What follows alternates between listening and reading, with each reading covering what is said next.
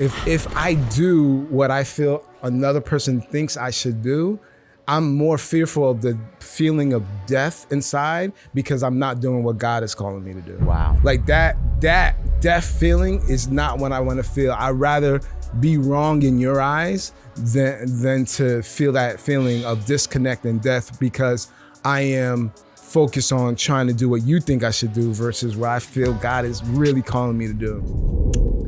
What is going on, everybody? Welcome to another episode of the Valley of the Heroic podcast. I am excited to jump into today's episode, and I know that you are going to just be blessed by this conversation because this is one of my closest friends, my brother, not just in Christ, but in life, and somebody who's just genuinely the most genuine person you would ever meet. And his name is Jag. My boy Jag is on the pod today. Finally. We got you on. And yeah, bro, I just want to give you an opportunity to just kind of like share about who you are so that anybody who doesn't know you, to talk about Full Effect briefly as well, because that's such a big part of who you are. And just share, about family and stuff like that. Let us know who is Jag. That is an interesting question, man, because it's like, where do you go? Shout out to Eric. This is my official first interview. But that's crazy, by the way. That's insane. Insane. Yeah. I should have some more. Yeah. Interesting, man. I would say I'm Jag, which I have to explain the name. Jag is short for JagDaWar. My full spiritual name is JagDaWar. It's short for Jaguar the Warrior, which I'll get into. But first of all, I am a husband to my beautiful wife, prophetic tigress, Tiffany Sameville. And we were blessed with 3 miracles because we were told that we could not have children. Mm-hmm. And so we have Arabella, our 6-year-old, Elias, our 3-year-old, and Ezekiel, our 1-year-old, and we are due. I don't know when this is going to air, but probably 2 weeks from now, maybe. So if it's going to air 2 weeks from now, we got 2 more weeks, maybe less, until our newborn will come, which is Elisha. And so we are. Wouldn't it be dope if we release it on the day that he's born? That would be fire, yo. He's here. He's here right now. I'm in the hospital. So me, dang, I don't even know where to start. I think my heart, who I am, God has made me to be a unique bridge builder because of how he wired me in a lot of ways, which we'll probably get into. But you referenced Full Effect City. Full Effect City, man, starts way back. So Full Effect is a community to be at its core. It's just a brotherhood and a sisterhood that I truly believe everybody should be exposed to some type of brotherhood, sisterhood. And so this brotherhood, sisterhood is mainly I would say a bunch of creatives, because I honestly feel like everybody's a creative. Mm-hmm. But a bunch of creatives coming together and trying to build each other up. And so that's the shorter end of it, but it goes way back from high school when it was just 4 of us. We were I'm a believer in Christ. I follow Christ. He's my love, my savior. And I was raised in the church, but I truly have a relationship with him. And so in high school, having 3 other brothers that also have a relationship with him, it was dope to have this brotherhood that was tight. And so I guess I'll jump into it now real quick. So in this brotherhood, we had nicknames that we called Full Effect names.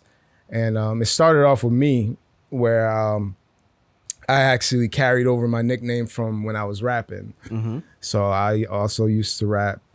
What you mean? I'm dying. I'm dying to get back. I've been telling you that. I'm dying to get back, bro. But yes, I used to rap. And it was me and my cousin, who was also amongst those four, that we used to rap together. It was three of us at first, and then my other cousin, he kind of stepped away. But my name was Jag. That's how Jag came about. And then JagDaWar, the fullness of that name came during worship one day on a Sunday. I was just, because on the Sundays while the worship team is going, I'll just be like kind of mumbling rhymes in my head, and then something came like, yeah, the Jag of all wars. Wait, JagDaWar. Oh, snap. That's kind of fire. Jaguar the Warrior, JagDaWar. And so my hashtag, my handle is that, my identity is that. And so my other brothers at that time, one was a cousin, two were friends. In this brotherhood in high school, we all decided let's come up with our names that are not like our regular government names, but the names represented the standard we wanted to live up to. Like there's definition. And so my name, also my full effect animal, is obviously Jaguar. Then my other brother, who was my cousin, Rudy, his name was Kaz Lion. And his... That's such a fire name. I love, man. When he came up with it, it was so dope. His is a lion. My other brother, who was a friend, he was my best man. His name is Deucelio. So Deuce was his name. And then he added Deucelio because leopard is his animal. And then the last one, Steve, his name is Tiger Rage because it was interesting. All four of y'all bodied the names at the beginning, by the way. I just got to say that. Like, seriously, they really bodied it. You know what's crazy, too, is we picked those animals just out of intuition, but I think it was, I know it was God, right? Because then when we looked up these animals, come to find out the four big cats of the animal kingdom are jaguar, leopard, lion, tiger. And that's all four of them. So once things like that started happening, we realized, okay, God is doing something here. And so the animals just represent a symbol. It's not, we don't think that we are animals. It's just a metaphor, similar to Kobe Bryant, Black Mamba, you know, Mamba mentality. Everybody gets that. That's literally the exact same thing. But that was before Kobe even had that. Like we were just like, you know, these are the, like, this is the attitude. For me, Jaguar is the fierceness and the hunting your prey and all that stuff. But me, I'm doing it for the kingdom. And so that brotherhood happened and we were super tight. And so later on, after, you know, graduating high school, in '08, God gave me a vision that, listen, what you had, everybody should have an opportunity to have that community. And so what I want you to create is Full Effect City. And that's kind of what Full Effect City, you know, to sum it up is. So, yeah. Yeah, man. I think for me personally, the reason why Full Effect City is so impactful is not just the community aspect, but it's like identity in community. And like finding that identity within the community, but also being able to take that and live that out. Yeah. And I think that from what it sounds like, the four of you guys really solidly built that into the foundation, right? And being able to be brothers and be together and do things together and to seek the Lord together, right? Yeah. And that's just mad dope, man, because first of all, we need so much more of that in the kingdom.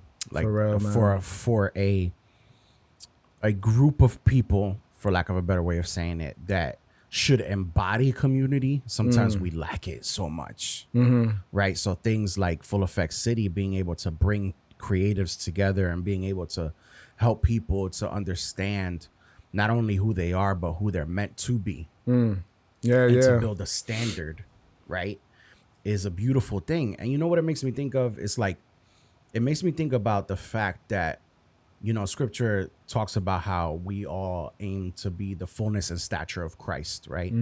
But for you and me, that looks totally different. And I think that that's when Full Effect comes in. Yeah. You know what I'm saying? Like, it's like, I love that. You embodying Christ in your life is completely different. I love that. Than me, bro. I love it. And, first of all, like, so that anybody that's listening, they need to know that if you become Jag's friend, you automatically need to make a full effect name. It's like I'm gonna get on you. I'm gonna get on you. He's gonna be like, all right, what's the name? What's the name? What's the name? And for me, like I remember when you first approached me about it. I was excited. Yeah. You get super excited. Yeah. And that to me is beautiful. Like I love that, by the way. That's what's up. And so, you know, I'm the type of friend, I'm the type of person that if you're excited about something, I get excited about it too. So that's why I went into like a 3-day process. I told you about this. Yeah. I went in just like, I when you actually sat down to do it, because it was a while. I was like, I still have like the sticky notes. I had sticky notes that I was just writing on. That excites me. And as I was reading the word and praying and everything, I knew that my animal was the wolf. I knew that. I love that. I know that so much, bro. And there's so many reasons why. Right. But like, I don't want to make it about me. There's so many reasons why. And but I just needed to find the name, and that process was very fulfilling for me. It was very empowering for me. And you know, like, I don't know, I just want to take a second to just tell you that, you know, as a friend, because not only do I believe in the vision and mission of Full Effect City, but it's already been a blessing to me. So I can't imagine how much it's going to be a blessing to others. That's what's up. So, yeah, man. So tell me a little bit about early Jag, right? So you before I tell you that, I want to clarify, because I know the audience, they could understand the lingo about you know what this is, but in it's what's that, on the surface, this community is not like a Christian ministry in a sense, for a reason. And I would love to break it down, especially in hopes that people in your audience could understand, like, there's ways to go about reaching people. So true. Earlier when I was saying I build unique bridges, that's kind of what God wired me as. So when I was rapping, I started off doing gospel, you know, but something told me, no, veer away from that. Go and do positive rap, because for some reason there was this thing inside of me eating, like, that type of music is not going to reach the people that will never listen to that. And there are people I know that I want to reach, that I can get to them if I veer away from gospel rap and just do positive rap. And so when me and my cousin stopped rapping together, because I knew that wasn't his calling, he actually went and did a hip hop church. Which was dope. Jawanza, aka Shy, who you had in here a while back, he actually was saved because of that hip hop church. So I'm not, you know, we need it all. You know, I rapped that hip hop church, right? I remember you told me, man. I need that clip. Drop that clip right now. Nowhere to be found. Maybe in heaven, God is gonna be like, all right, I got you. I got you, Jag. Oh, that would have been fire, man. But yeah, so for me, when I started doing just rap that was just positive, it was able to pour some things into people. So I realized my wiring is that I build unique bridges. So if the kingdom's here and if the world is here, I'm just the bridge in the middle. Like that hip hop church functioned in the kingdom aspect. It was doing its job. But then I just feel like what I'm called to do is build bridges for it to be easier for the people of the world to come into the kingdom, which is what Full Effect City is. So it's not some Christian ministry. It's for those who will never step into a church. Like, it's intentionally that. It's not set for those who are in the body of Christ, but we're trying to build proximity that will not only evangelize in a way that's not throwing at their faith. They don't even know these biblical seeds are being poured into them. It's just regular old life. But in the kingdom aspect, it's also building proximity for discipleship.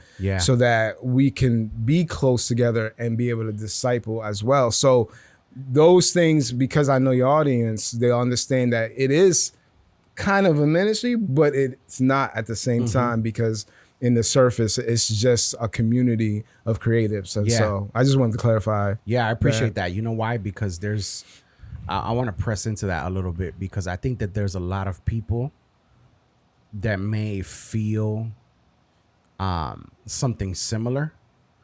And I found, you tell me if you've experienced the same maybe throughout your life, but I found that a lot of times, especially like religious Christians, they really discourage stuff like that. They think that everything needs to be Christian. I got a story for you. Go ahead. Yeah, because and that it bothers me. So I really want to encourage, maybe somebody might be listening that they might be feeling like God wants to do something.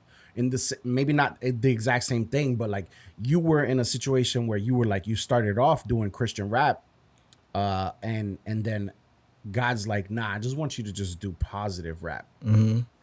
And there's a lot of people that would hear that and be like, nah, that wasn't God. Mm-hmm. And they don't understand the whole idea of the bridge. Mm-hmm. Cause you like I saw it in my mind as you said it. I saw the picture of it, of a bridge that is not, it's not gonna be built if it's got the ministry tacked onto it. There's people that will never step foot into a church. Never. And so why would we limit God in thinking that he would not do anything possible to reach a person that he wants to reach? Whatever's in his power, right? No, he's not going to do anything that's contrary to his nature. Yeah. But you think a positive space is contrary to his nature? Is it really that deep? And Bro, it's really not. Like, I think that there's people, like, people think ministry is all on the altar at church on Sunday. Ministry is everything that you do, bro. Yeah. and you being able to, like you said, build proximity. But to me, it's not just proximity, it's also opportunity. Now that person has an opportunity to be around people, proximity, and discipleship, mentorship, the gospel can be preached, even though that's not the full objective or the only objective. It can be a byproduct. It's like when I worked at BFL, there were kids that I led to Christ. That's what's up, man. I wasn't running a youth ministry. You weren't pulling out your Bible. No. All right, verse I 1. used biblical principles for a lot of stuff. Right? You couldn't pull out your Bible. No, you had to be creative. I wasn't going to do Bible study every week. Yeah, because you'll get in trouble. Yeah, I would have probably got in trouble. Yeah. And so, but that didn't mean I wasn't going to live out who I am. Exactly. And that didn't mean that God couldn't reach. Like, that's the creative way of how God reached those kids. But if you were caught on that perspective, like others may be, it's like, I can't do anything here. And then you would have just washed your hands. But your heart is like, no, I'm going to figure out. God's going to work through this. And I love that, man. I love that.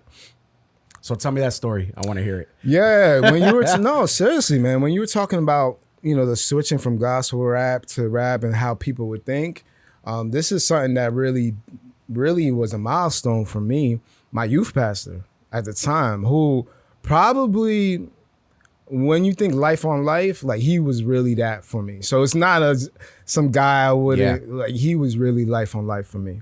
But when he was, we were doing youth group, and youth group actually, he was very, like, it was interesting. He was very innovative and very, like, pushing the boundaries, because he basically made youth group on Fridays called Club U-Turn.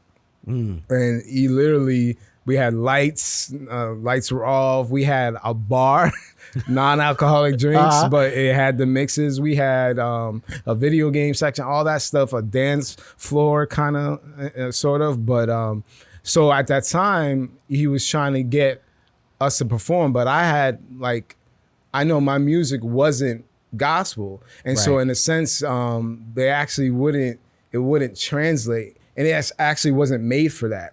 And so when I was explaining to him, like, I don't do gospel rap and all that stuff, he was, and I understood where he was coming from, but he was kind of like, yo, man, you letting the enemy, like, take your gift and shift it and switch it. Like, you letting him get a hold of it. And I'm hearing this as a youth, and this is my youth leader.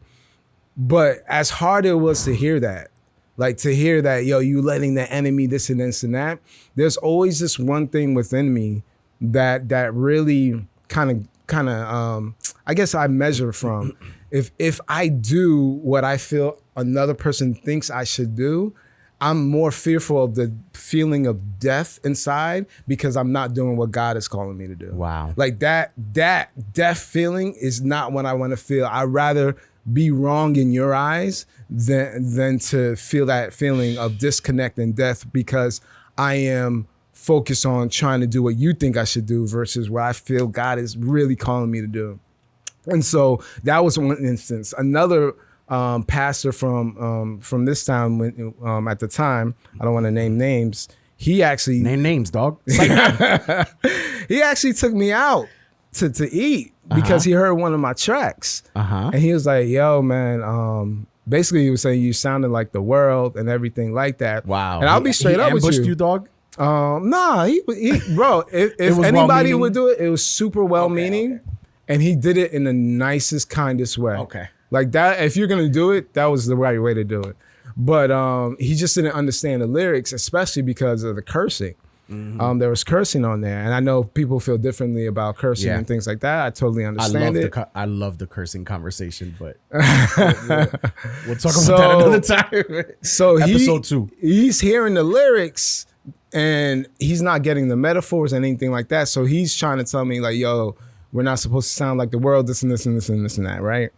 And so I ended up going to my pastor, our pastor actually. Yeah. And I sat down with him, wrote the lyric. I had the lyrics printed out, sat down with him, let him hear the track. I asked my pastor, like, hey, do you understand? He's like, no, I don't understand what's going on. So I'm line by line explaining what each thing meant. He was like, I get it. So I understood that that other guy didn't understand the lyrics, but I realized that, again, I know people will misunderstand. It's cool. I'm just more fearful of that disconnect, that deaf feeling. And even we talked about this. A lot of people thought I should be a pastor, like the leadership capabilities, the heart and all that. I totally get it. It's just not what God has called me to. To them, it makes sense. To them, it makes sense. If I were them, I would be like, what's wrong with you, bro? Like, what's your problem? But me and my pastors... I identify with that. Yeah. Oh, yeah. And I'm like bumping heads. Like, me and my pastors, like tension, bumping heads. Like, why are you fearful and all that stuff? Like, I understood where they were coming from. But again, it's just like... this is not it, man. This is not it. And so, God gave me prophetic words from people, things like that to prepare me to know, like, this is your lane and you got to be okay with that. This is what I've called you to. Like, literally the prophetic word was, and others will see this vibrant self of you and realize, wait, no, that's not who I thought it was supposed to be. Let me no, it should be this. And so he prepared me to know that a lot of people are going to think you should be this, but you gotta be okay with who God made you to be. And so that's what I've been pushing for, man. I think it's so interesting just listening to you. I think it's so interesting that in a community where identity is a focal point, like being able to proclaim identity through your full effect name. And reaching that and striving for that standard, even in the same way like Kobe with Black Mamba, he's like, this is something I slide into and become. He becomes that killer in that moment, and you would see it on the court, right? It's beautiful. It's so beautiful. Seriously. It's so dope, and love it. And in something that God gave you, where identity is so important, it's so important. Is so important. It's so interesting to me that it seems like what the enemy wanted to do was get you 1 degree off. Because pastor is just 1 degree off. You still doing ministry. You're still a leader. You still preach. You speak. You preach. You do all of these things. You mentor people. All of these things, right? But he's like, oh, if I could just get him to be a pastor. And that death inside of you would have occurred where you weren't living true to what God was calling you to be. You wouldn't have been a jaguar. You would have been a lion. I'm still a cat, but not the one that God called me to be. Yeah, I like that. And what I love about our pastor is that through conversations, like, he's always open, and we would talk a bunch of times. Like, there's multiple conversations we had in this topic. And he got to a dope place where he's like, listen, I learned like you, I want you to be who you're called to be. Like Yeah. I know he saw it in me. It's like I know people will follow you. I know people will take your lead and all that stuff. But I see that that's not what you're called to be. So I love the fact that there was one time I said yes, bro. No way. I didn't know that. I said, all right, you know what? Let's do it. Right. The whole getting your pastor's license, bro. The How old were you district when that shut happened? down the whole license thing because of some issue. I kid you not, bro. I said yes, we were about to do it. Then the district said, yeah, we're pausing all licensings for some particular reason. There was an issue. And he came back to me, he's like, just when I got you to say yes, yeah, they shut it down. And I realized God said, I told you not to do something just because others think you should. Bro, That's for me, I'm insane. not saying, for my journey, God shut it all down just because like there's something 100%. way more important. 100%. Like I get this, but I know you Everybody felt else like, that didn't get it, they could have got their license the next week after. yo, but he shut the whole district shut down the licensing. It's insane. But yeah, I had to tell you, like I had said yes at one point and he shut it down. That's But, crazy, yeah, bro. How old were you when you said yes? Wow. I mean, it was probably in the early phase of my marriage. So maybe like 2014, 15 area. Bro, like that area. So you were close. That's insane, bro. About to start the process, everything. And then it was just, they shut it down. I'm like, all right, God, I see. God has a special way of keeping us on track. Yeah. He will do what is necessary to keep us on track. So much so, it's crazy to me that, because I didn't know that. So that's big news to me, because to me it's just super clear. Right? Could I see you being a pastor? Yes, I could. You have the skill set, you have everything. I guess it's clearer for me because I don't know if it's clearer for me possibly because, you know, since I was like 14 years old, everybody's like, you're going to be a pastor. And now I'm 36 and I'm not a pastor still. Not saying I would never be, but to this point, I have not pastored a church or planted one. And so, like, I get it. Like, so far, that just hasn't been part of God's plan for me. So for me, it wasn't, when you first talked to me about it, I remember you just sharing with me, and I was just like, okay. Like, you didn't need to tell me more about it. Like, I got it. I understood it. And as I learned more and more about Full Effect and Full Effect City, it just became more and more apparent. And that's the beauty of people, like you said, staying in their lane, being able to pursue and do what is actually a part of their identity and who they're called to be. Yeah. Like, that to me is the best gift you could give yourself. Seriously. Because that really hit me hard when you said, the way you described it, it's not just appeasing others and doing what others want you to do. Because sometimes I used to always think I was not a people pleaser, right? And I think in the general sense of the word, I'm not, but there are ways that I am, especially if it's somebody that I love or look up to. I will try to. That makes sense. I'll at least give them probably too much of the benefit of the doubt, and be like, oh, maybe I'm wrong. That makes sense. Then I catch myself doing something I wasn't supposed to do, right? And so, that's why it really hit me hard when you said, I don't want to be, my biggest fear is dying inside because I'm appeasing another person. Yo, I mean, multiple times, like a couple of different people say, like, are you scared? I'm like, bro, I know it'll be a tough job being a pastor. Like, I'm not knocking that. Like, I know it'll be very difficult, hard times, frustrations, you know, great times, all of that. Like, I get that. I just don't fear it as much as I fear that feeling. That it just it just takes over. Like, it's like I'm not trying to do something I'm not called to do because it's that person that I'm supposed to be starts dying and I can't do it. Aside from the prophetic words that you were able to receive, what do you think it was that God gave you for you to be able to stand resolute in your call? that didn't help, that stopped you from getting that 1 degree off? Perspective.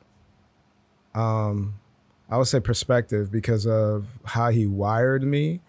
I mean, there's things that I saw that I'm like, I don't understand why are we doing it this way, or why are we not doing it this way? And so, although I grew up in the church, I wasn't exposed to the church, American church. So like that culture, like even when I was older, like a lot of things I'm just was shocked about as far as like different denominations, different beliefs, like all that stuff I was very like What? ignorant to. Yeah. Like it was just so many. So there's a lot of church culture in America that I wasn't exposed to. Same here. All I had, I've been in the same church that I am in now since '88. So it's like 30 plus years. And so, you know, I'm thinking like we could do things that way, this way or that way. And I think because of the wiring that he placed in me, gave me certain perspective and angles, which is a prophetic word that also was spoken to me, that there are things I see in the church that I think it's just me sometimes, but it's actually God. And I don't really, if I were to say it out loud, people would kind of be like, wait, what?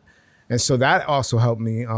Just to get back to your question, I think it was just wiring and perspective, just to want to do things that would catch a different angle. And it's hard for me to stick with let me rephrase. It's hard for me to understand why a process would be one way without any meaning or behind it when we can try different things. Or I'm seeing that this, you know, unfortunately, Sunday service, Sunday program, really, I'm looking at it, I'm like, but it's not reaching this guy I know at school. Like, how do we get them? Another perspective, it's something God helped me to really articulate, like how he wired me, is that we know Jesus and the story about him encountering the woman at the well. Mm-hmm. And we know how impactful that was. She was touched by his words. She was changed. She went out and they consider her the first evangelist and things like that. Like, she went out and we know all of that. It was really powerful. The thing that I realized people forget, a key part, is the well. Jesus met her at the well. The well is the creative. And what Full Effect City is, what things should be, that we need more wells than we have chapels. We need more wells than we have churches, because the well is just a value for a non-believer to gain from. It just so happened to have Jesus there. Yeah. And so my calling is to build wells and create more wells, because there are people who will never go into the chapel, tabernacle, any of that, the church, but they'll go to a well. And if we could just so happen to have Jesus in there, that would be awesome for them to be impacted.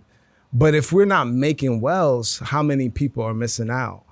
And so again, back to your question, it's just that perspective. I felt like I'm supposed to be making wells for people to encounter Jesus outside of the church building context or ministry context or things like that. And so, yeah, man. Jesus, bro. That's wow. My mind is blown by that perspective, because the well is, it feels a necessity. And so I don't, now this is where my brain is going, see if this makes sense. But I'm thinking about how opposed people are to things like what you're talking about, right? But nobody is opposed to a Christian building a nonprofit that helps recently released prisoners to get back into society, mm-hmm. or for somebody to build a homeless ministry that isn't necessarily handing out Bibles every single day. Mm-hmm. Nobody would bat an eyelash at that. Facts. But both of them are filling needs. Yeah. It's just a different type of need. Why do we have to let people get to the absolute place of brokenness before we're able to meet them with a need that they have? Yeah. What if we can build wells, right? This was a place where they came.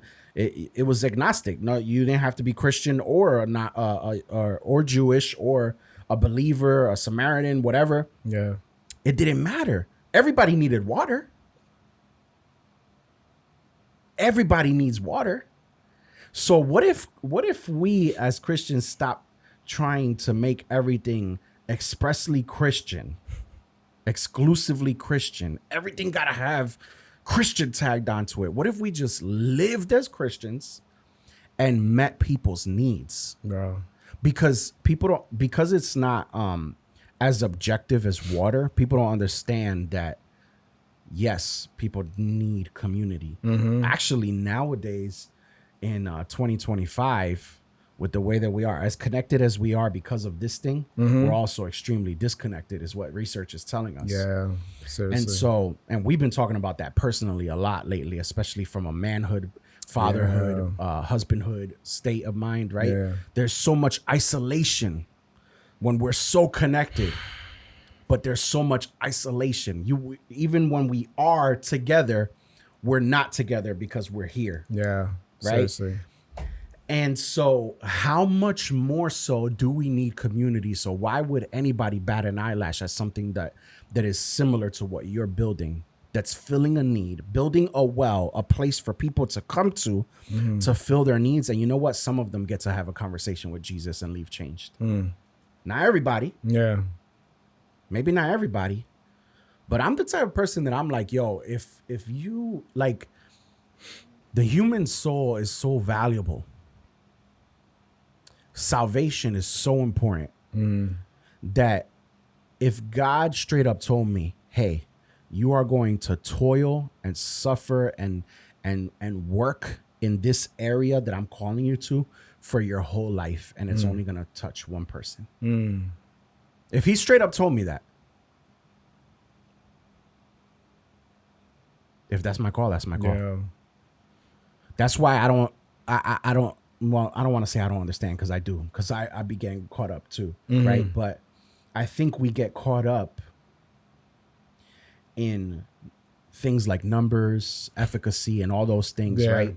I've seen people like mothers who are not able to be active in ministry be upset, not realizing that there are children at home who desperately need to live out the gospel as well. I've seen people be frustrated because they don't get to ever preach and they feel like they're called to preach. Yeah. There's so many different things where we're allowing ourselves to be drawn into frustration when we don't understand. We don't understand that God is still doing a work in us. Wow. God is still able to use us. We can build wells for people to come to. And even if you toil for your whole life and only reach one person, it's worth it. Bro, even with what you just said, that toil for your whole life, you think about the same scenario with him at the well. My dude was tired. He was exhausted.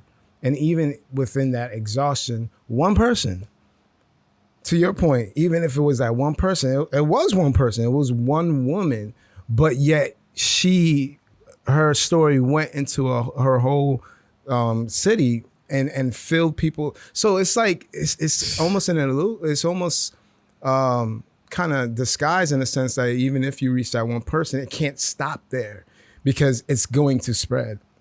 It's that one person or that person who hears the story, or if you sacrifice your life or things like that for that one person, it's just that is going to spread. So that power of the testimony, again, that is a powerful thing, because even if the people weren't there, they're feeling that. They're feeling all within them that story of what happened to you when you were alone, or how you hit that one person. Like, it won't stop. It can't be contained, because once the power of God is moving in that one instance where you reach that one person, it can't be contained, because that's a God moment and it's going to spread. There's no stopping that. Yeah. There is no stopping that. And so to those people you were just speaking to, like those people who feel like, man, it's effective when we have numbers and reaching multiple people. Like, no, like if you look at it through the power of how God moves, you would be satisfied with just reaching that one person you can reach, because it can't be contained. The creator of the universe is flowing through you. You spoke those words, you planted that seed in that person. no matter what they decide to do, something will come out of it, because God always creates something out of nothing. And even if you define it as nothing, he's going to make something out of it. And so it can't be contained. Don't view one person that you reach as something minimal. Like, view it as powerful, because your faith adds to that. Even though he's always faithful, your faith adds to that. And so I think, to your point, it's just perspective, man. It's just a need to veer from the numbers to the actual power of God working through one moment. I mean, one moment created the universe. Yeah. One moment. And you have the God of the universe residing inside of you. And if you truly believe your words are empowered by that, let's not dare limit it to how it can be explosive. We don't even know how explosive it can be. Bro. And for some people, God's been planting seeds for so long that you're just like, all you got is seeds, and you're just like, oh, well, you know what? I haven't given any fruit. But God's been planting seeds in you for your whole life. And one of these days they're going to sprout and it's going to go crazy. Bro, for real, man. And crazy in the sense that God is going to do what he wants to do. So we can't allow ourselves to get into frustration, because, again, I think that that's something that gets us 1 degree off. Bro, I love how you say 1 degree off, because it sounds small. Like, I remember learning from this speaker where they described like just 1 degree, one decision, like 1 degree. You think about golf, and he was doing golf. Like, he wasn't a golfer, but he was just working on it, and he was with a professional, and the professional would hit it and it gets close to the hole. He would hit it and it would just veer off. And he's like, what's happening? Like, why is mine going that way and yours is like direct to the hole? Like, it's right there. And the professional said, it's just 1 degree. It's just one slight angle. So what he was describing was that one slight decision on the long always affects the long term, because it looks small now, but that little slight turn of the club will make it look like, bro, wow, at the trajectory of my life, it's going totally that way just off of your one decision. So that's a decision, right? But 1 degree off of hitting one person, how is that impacting them in a sense? Because we look at it now, it's like, that was just a little something. That was a little guy or girl I just spoke to, but you don't know how powerfully God can just make that like pop out. So 1 degree is way more than just 1 degree if you look at it on the long term. If you look at it spiritually. So yeah, for sure. It's so much more impactful than we give it credit. So much more impactful than we give it credit. And also, we really truly can't measure how much we have an impact on another person. No. Yo, like, whatever, I don't know the percentage, but I'm gonna just throw a random number out there. But like, yo, a high number of people, like what, every 4 out of 5 people is not telling you. No. You know what's funny? I tell people, I told some close friends recently that they were asking me like about how's the podcast and stuff. I already know where you're going. Right. It's funny because I told them like, yo, like it's so funny because like I know it's reaching people, because when I see somebody that I know that I haven't seen in a while, almost always they're like, yo, bro, I've been seeing your podcast. Or I've been seeing the sermons on Valley of the Heroic, or I've been seeing the reels on Instagram. Yo, keep going, bro. Like, they always give like a word of encouragement and tell me like, so either something like, the quality is really good, or I like the content, or I like the guest, or whatever. And then when I put a video out, nobody comments. And I remember like that first year, that was brutal, bro. That was like, I was just like, especially when you're doing something like what I'm doing, because it's all online, you don't have any interaction with the viewer afterwards. Yeah. Like if you're doing a speaking engagement in public, you can at least look into people's faces and you can kind of see and gauge if they're engaged or are they out of it? Are they smiling? Are they nodding their heads? You get something, right? Yeah. And even that is very minimal. But with this, it's almost nothing. So then, but when you see somebody in person, they're like, yo, blah, blah, blah, it's bad, dope, da, da. And now I just think about, you just never know who you're impacting. You never know who's on the other side. I got an email For real. the other day, bro, that blew my mind, almost made me cry. This email was so out of nowhere that I almost thought that it was a prank. But somebody emailed me saying like, hey, listen, I just wanted to reach out to you to tell you how much of an impact your content has had on me. Wow. I just recently beat cancer, and your videos were a huge piece of me being able to get through that. And I'm like, That's so meanwhile, I crazy. come here and I'm upset because I'm not consistent. Yeah. Or I come here and I'm upset thinking, oh, you know what?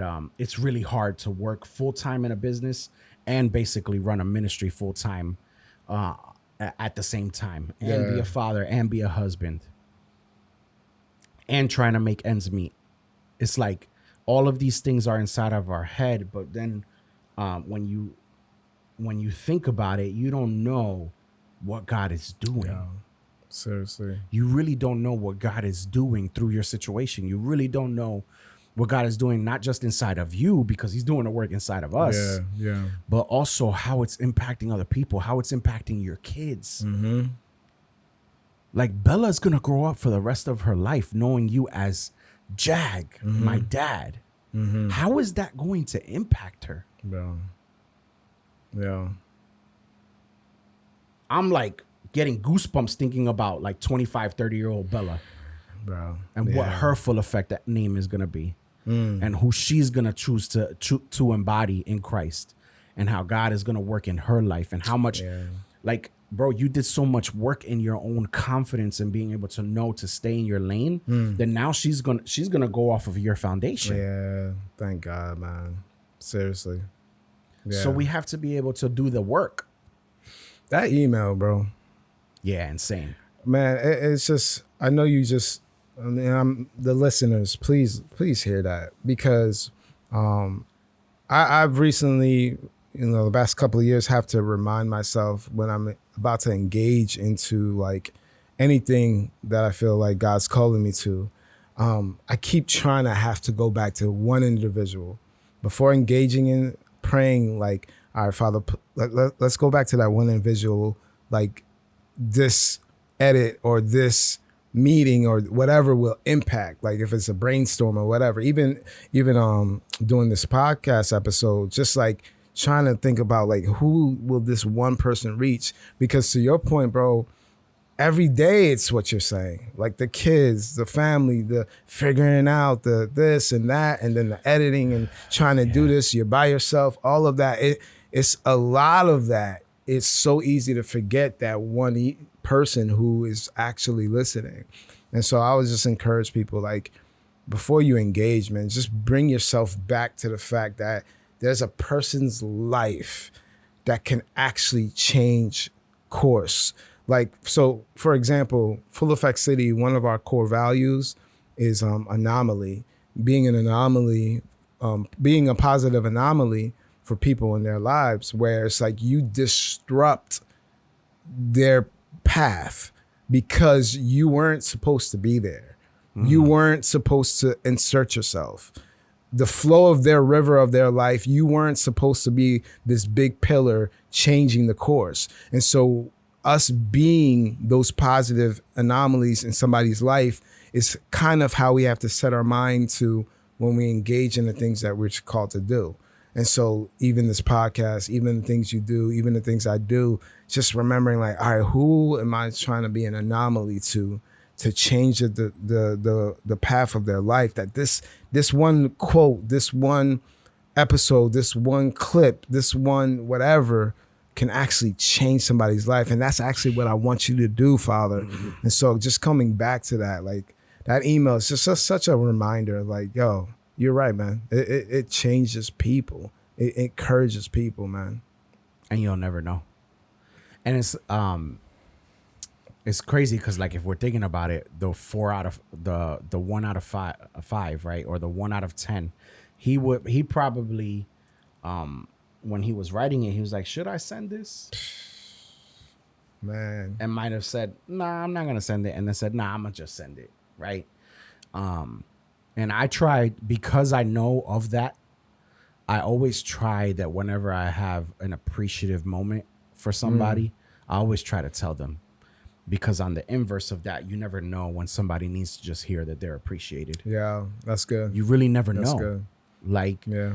and we take so many things for granted. And this, I'm applying not so much to like a random content creator you follow. I'm talking more about like family and friends and That's people in good. your life, right? That's good. And granted, if you want to thank somebody, you know, you want to thank the person who baked your bread at the bakery in the morning, go for it, right? Because if we could live in more gratitude, that's amazing. But even more so, if, or should I say, at the very least, whenever you feel grateful to a person that is your friend, your family member, your husband, your wife, just go for it. Rail off, praise that person. Yeah. I've always thought it's like weird whenever we withhold praise from a person because we don't want them to get big headed or something like that, right? At the end of the day, that's their responsibility. Yeah. How That's they good. respond, how they if they get arrogant, that's on them. What's on you is being able to acknowledge the efforts that other people have. Yeah. And doing that, being a person that's full of gratitude and being able to say, yo, I just want to acknowledge the fact that you did this. Like, I really appreciate that. Yeah. You never know what that could do for another person. Yeah. You never know how badly your wife needs to hear that. You never know how badly your kid needs to hear that. Like sometimes I'll just pull like one of the kids to the side, or if I'm just talking to like Kaya, and it's funny. This is the funny part, because I'll be like, Kaya, I just want to tell you that you're so amazing, right? And when I'm doing that, 9 times out of 10, when I'm doing that, she's just like, thanks, Dad. So it's easy for me to think, maybe I don't gotta say it so much. But I don't realize how I'm affecting her internally. Yeah. Maybe she's acting so normal because it's normal for her to hear that from her dad. Yeah. Maybe it's bad when a person becomes hungry for it, because that means they didn't get it enough. Yeah.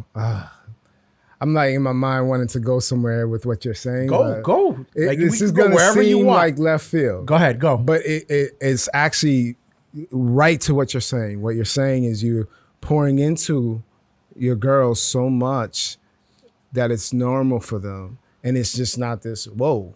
Like that's how it should be. And so I think about metaphorically, in a sense, when the live action Little Mermaid came out, when they dropped the trailer, what was trending was parents filming the kid watch the trailer for the first time. And so what was dope about the trailer, it wasn't revealing the face of Ariel. It was just revealing all the, world building, showing, her body or fin or whatever you call it, tail, whatever.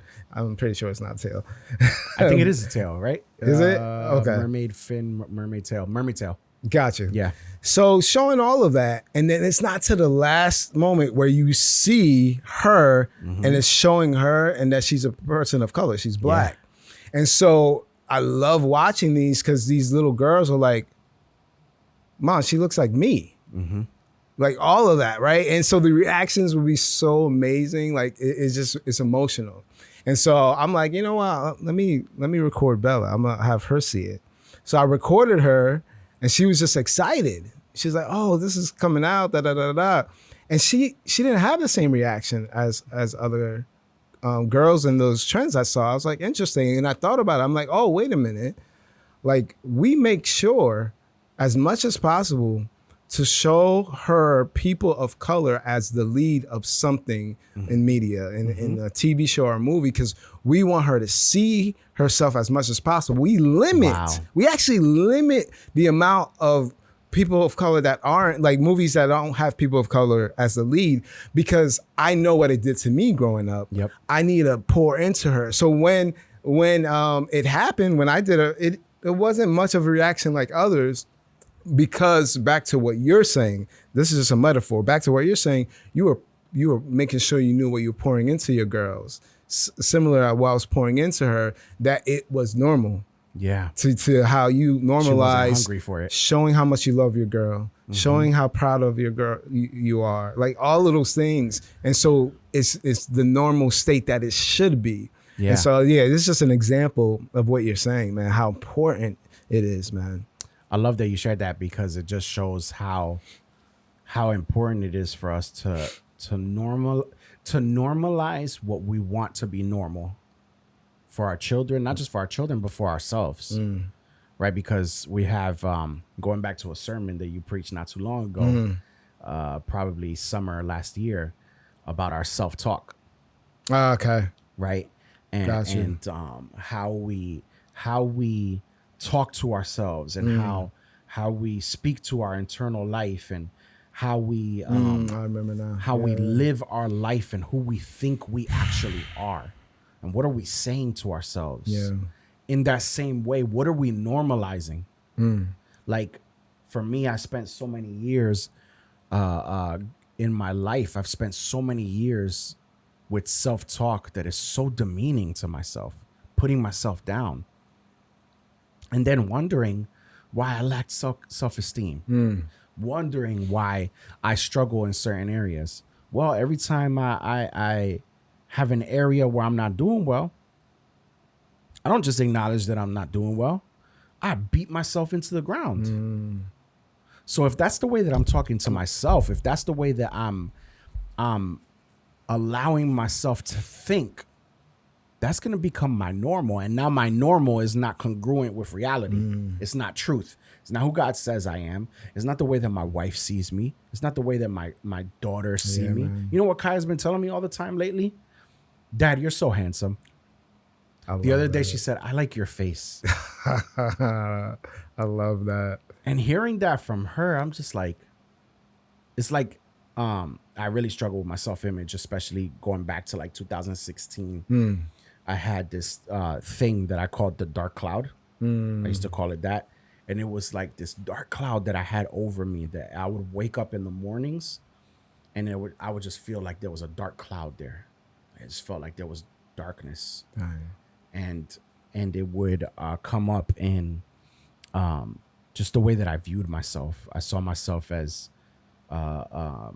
so many bad and ugly things that I thought of myself. And now I have this little 4-year-old, right? Who, not only that, I keep telling her that she's beautiful. And who does she look like the most?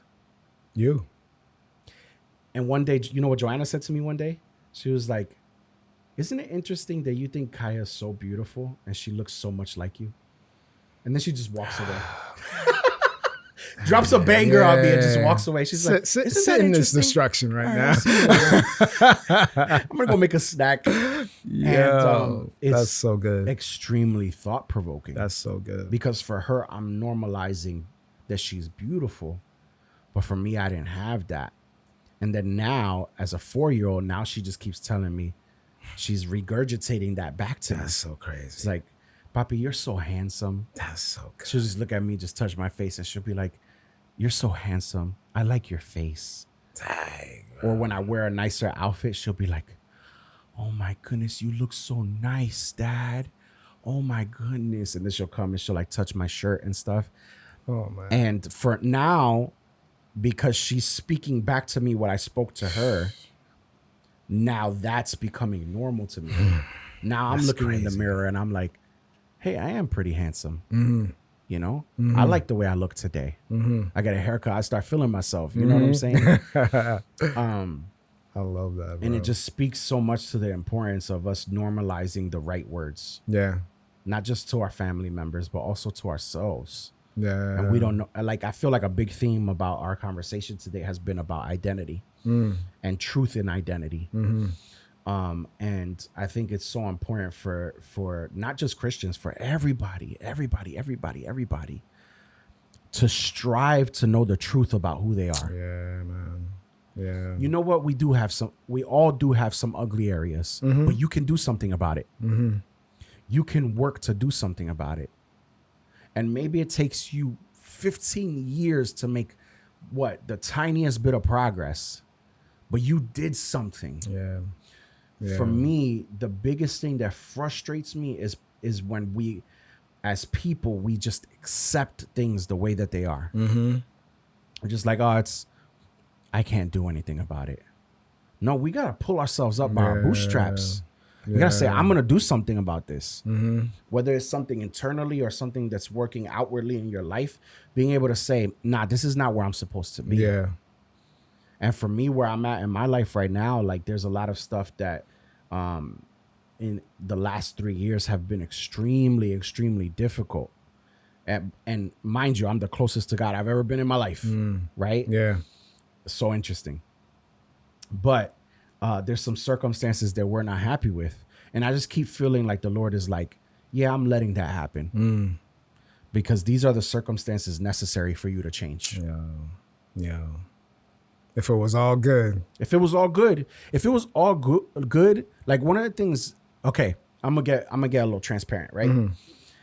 One of the things that I always was not proud of, but I was happy about, was that I'm not the type of person that really worries about money. I've always been generous. I like to give to other people. That's what's up. You know, like, if I was out with friends in high school and stuff and they didn't have money, I would want to immediately buy them food. Yeah. You know, like, I've just always been that guy, right? Yeah.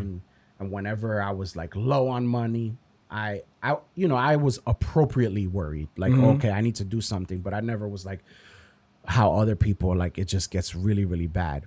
But the other side of that coin, the reason why I had such a free view of money was because, I should say, the other side of that coin is that I'm not good with money. Like, I see what you mean. Yeah, you know what I'm saying? Like, I'm not the type of person that budgets, right? I'm starting to learn how to budget now, right? That's something that I've been striving to learn. That's what's up. I'm not the type of I was never the type of person that saves. When I was 18 years old, I opened the credit card and maxed it out, and, like, not immediately, but within a few months. Yeah. You know what I'm saying? Yeah. I wasn't really taught to be financially savvy. So while there's this one side of it that leads to me being generous and leads to me not caring for money as deeply as others do, where it's almost like the love of money. Yeah. There's also this other side where I'm not building up a foundation for my future, for my family. That makes sense. Yeah. So being in a place now that for 3 years we've had seasons of deep lack. We've had seasons where we're like, oh, we don't know how we're going to figure this out. And God always comes through, but he lets it get pretty bad, right? Yeah. That's led to a place where God's like, okay, we're going to deal with this now. Because for this next season, I need you to be both generous and also savvy. And so I say all that to say that we need to acknowledge the areas that are weak, acknowledge those areas that are ugly, like I was saying earlier, and do something about them. Yo, seriously. Actively do something about them, because not only do we have the Holy Spirit that empowers us to be able to do these things, but human beings, bro, we're like mad resilient, mad resourceful. There's mad creative. Yeah. If we would just apply some willpower towards our situations, imagine how much we could change. And then imagine how many wells we could build with that. Yeah. Yeah. I love that, man. When you were talking about just like how God is using the struggle, the situation to kind of just have you see like what we need to work on. It reminds me of Jim Collins' book, How the Mighty Fall. And this always stuck with me. He and his wife were just, I think they were running, and from what I remember, she was out running him, like in a sense. And later on, they found out that she was sick. She had some type of disease or whatever. But he thought what was interesting is that, but her performance showed that she was fine, but inside she was sick. Wow. And it's just like, it's so easy for the performance of life to disguise what's really going on inside. Wow. And how do you appropriately deal with certain things when your performance of life looks great?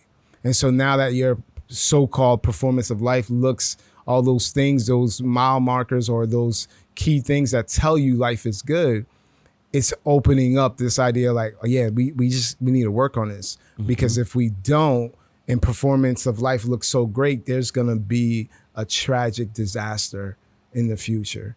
And he loves you so much that, like, I need to show you that there's something there that we need to deal with. And so for those listening, like, don't allow the desire for your performance of life to just always be great. Sometimes that lacking actually lovingly helps you see something for your life later that would have been a destruction or a disaster. And so, yeah, man, that's such a powerful situation or seasons that you're going through that you can speak towards, because right now you're touching things you would never have. And I think that's powerful. Yeah, Yeah.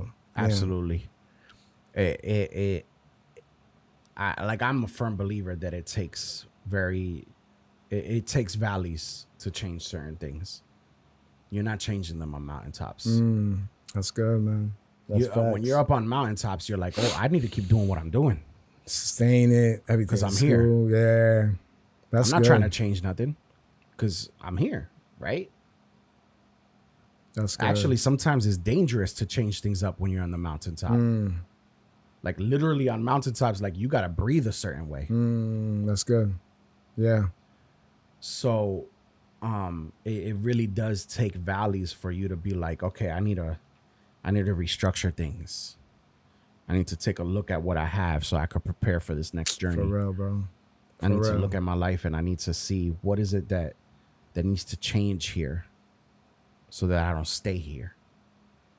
I love it. And that's a gift from Yeah. God. We don't It's see hard it to that see way. it. Yeah, it's hard. We don't see it that way, but it's a gift. Yeah, seriously. I feel like we barely scratched the surface, bro. So we're going to have to do a part 2 sooner rather than later. I'm down, man. I'm down. I mean, I'm good right now, but, I don't want to mess you up. But So- yeah. Oh, man. One of the things I did want to ask you, now that I think about it, was diving more into a little bit more about back when you were creating the name, what was going through your heart mentally, and was it that God, or was it that the identity was formed like 99% there? You knew God gave it to you as a gift, or was it something that God kind of fleshed out in your life little by little, specifically Jag? Yeah, that's a good question, man. I could talk about how that rolled out. So I was, like I said, and my 2 cousins, we were doing gospel rap, and we were, we had different names, different stage names. I mean, and we were doing music, making music. My second oldest brother, Mark Sardu, he was making beats. He was helping us out. And we got to a point where my oldest brother, Max, kind of caught our eye because he saw that, okay, we are serious. And he wanted to get involved. And so he started getting involved. And there was a point where he's like, yo, first of all, we got to change our name, our group name and our stage name. And I was thinking for a while, I'm like, what name can I have? And it took a while, but I promise you, I don't understand it. But JagDaWar kept coming to my mind. I'm just like, interesting. What about JagDaWar? And I was talking to my other cousin, and he was like, that sounds cool. And my brother was overhearing, or my oldest brother, Max. He was like, what about just Jag? I was like, yeah, I like that. And so I honestly don't know why the Jaguar. Like I have no understanding why, but I do know one aspect that due to my wiring made me choose Jaguar. But there's other reasons that it came to my heart. I have no idea. But this one reason was I started to realize like I don't. So the reason I didn't choose a lion, and not knocking anybody who chooses a lion, I'm just talking about my wiring. Dang, Because Joe. and my cousin and my cousin. I just felt like they were already on top, king and all that. And I don't know, my wiring was like, no, I need something a little more underdog. And I felt like Jaguar, no, they don't consider it to be the best, but I had to be in that posture of like, but I'm a show, yeah. Like, look, it's still vicious no matter where you categorize a Jaguar. Similar to you and I both like Batman. The reason I can't mess with Superman is because he got it all, you know. But Batman, not super powered. Like I like that. There's something about that I like, and I gravitate towards. With which, FYI, the very existence of Batman actually shows a flaw in all other heroes who have powers. I'm just saying that because that is a situation where you got a man who has no powers and still doing it, and you need power. You know, I don't want to get people upset, but anyway. But nah, just to get back to what I was saying, like I just gravitate towards something like that's more underdog. I remember even me and my cousins, we had different opinions. Like he liked Superman, I like Batman. He would, like, if somebody gave him a Ferrari, like he would be loving it. For me, I'm good. I think I would sell it, get a cheaper car to build it up. Like that's kind of my mindset. So Jaguar must have came about knowing that it's not the king of whatever, the Sahara, because I don't know why they say lions are king of the jungles when they don't reside in the jungle. That was weird. Yeah, I'm like, Jaguars are the king of the jungle. But anyway, yeah, that's kind of where that came from. Just trying to get a rap name. And then from there, like I said earlier, during a worship session, I was just mumbling things. And the definition of JagDaWar came to be Jaguar the warrior. And from there, like it did kind of build up and just like define me. Like I would use that to kind of lift me up or get me back into similar how Kobe with the Mamba mentality. I was just like, nah, like, you know, I'll play certain music to get me in that zone, but that's kind of how Jag came about.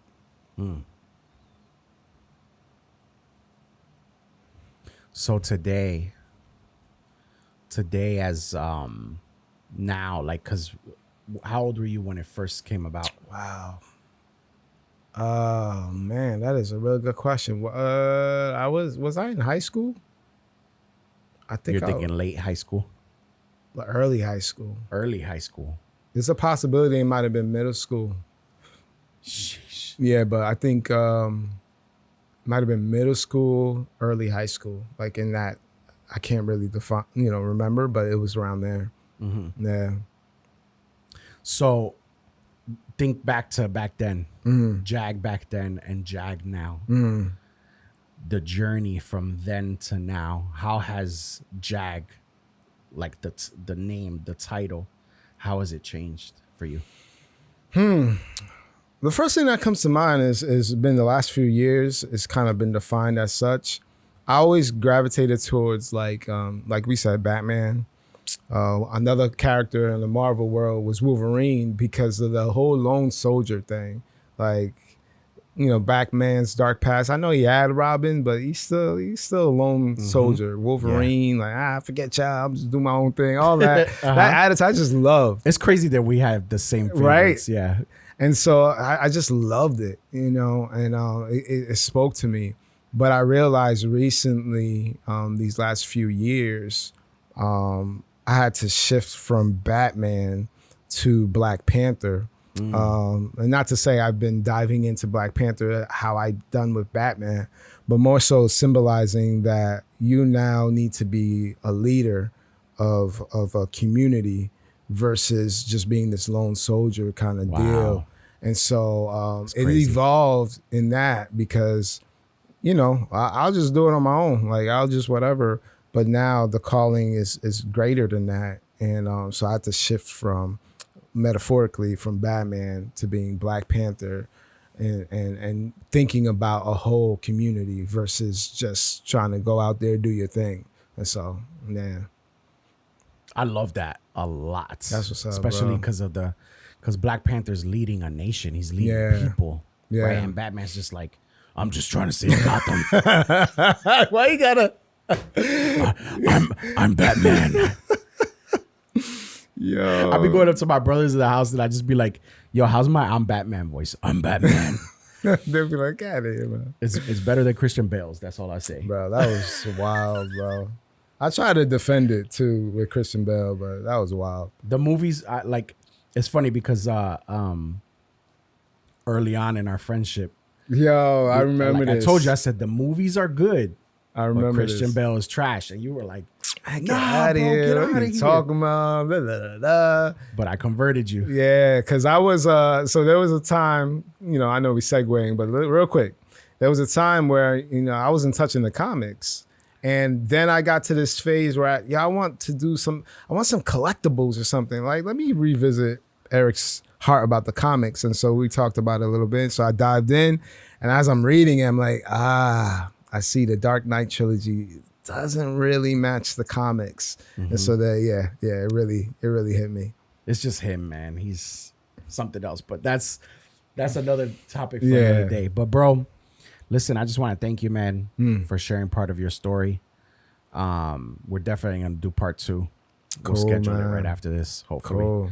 And have you back, bro, because I think there's so much more that we could dive into. And I just want to thank you really, really for real for just sharing your heart. For sure, man. This was definitely a privilege and honor, bro. I appreciate you even inviting me, man, because I just... I don't want to underestimate some of the stuff we said about just an opportunity to share, and hopefully it reaches whoever it needs to reach. So I appreciate that. And I appreciate your grind in doing this, because not a lot of people understand how much work it takes to do it just in audio podcast. Yeah. Just audio. Yeah. Just to produce that versus even video, multi-cameras, grinding. You're a family man, you're an entrepreneur. And so thank you for just continuing and pushing, even in the valleys, bro. I appreciate really appreciate that, man. Yeah. Really, really, really do. Thank you, bro. For sure, man. For you guys, listen, have an amazing week. We will see you in the next episode. If you want to connect with Jag, his information is going to be in the description down below.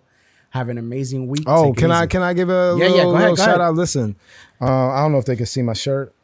Can they see it? So this says Tapestry, and there was one moment where Eric said that even though God within us, there's a different expression for each person. And so we at Full Effect, we have this gathering called Tapestry, where we have these different expressions of different people coming in to create one community. And so we come together at a cafe in Roselle Park. The information will be there, but we come together, we do some creative stuff. We have things prepared like poetry, artwork, music, somebody speaking on a topic, whatever, interactions. But we do that so that we can come together as a community, to your point where it's like, the phone is cool and all, but let's get together. And so April 25th is our next connecting point, where we're gonna do season 2 of Tapestry and just come together and have a time. And so I invite anybody who wants to come through and just see what it's about, man. Eric actually was on the October one. He spoke on photography. It was so moving, man. I actually didn't get a chance to tell you, like, I love the imagery that you're using. He posted photos of his family, but there was meaning behind it that he was describing. And so these are the type of things that you can experience at a Tapestry. So April 26th, come and just fill out the community so you can see what it's about, man. Yeah, and I just want to vouch real quick, like, Tapestry is not whack in any sense of... I appreciate that, like, man. Tapestry is mad, like, fire on fire. That's what's up, like, bro. And you know, I'm not gonna appreciate give my that. endorsement lightly. Like, it has to be really serious for me to, That's what's up, bro. to say that. So I appreciate and it's that. not just because you're my boy. Like, I'm really glad. If you were my boy, what I would be giving you is just silence. Like, yes, guys, go to Tapestry. Like, enjoy, have fun. Like, nah. Seriously, it's a place you want to be at. And do you have the Eventbrite yet? I can. Okay, so I can have that. We'll put it in the show notes. Yeah. Yeah, I'll have that for you. Yeah. This way, it's a lot easier for people to understand, get a sense of all of that, Yeah. and the Full Effect City IG, just way to get a feel, certain past clips. But yeah, I would really love you guys to be out there because we just want to be a community, man. We need it more than ever. Seriously. 100%. Well, guys, take it easy. Have an amazing week. We will see you in the next one. Peace.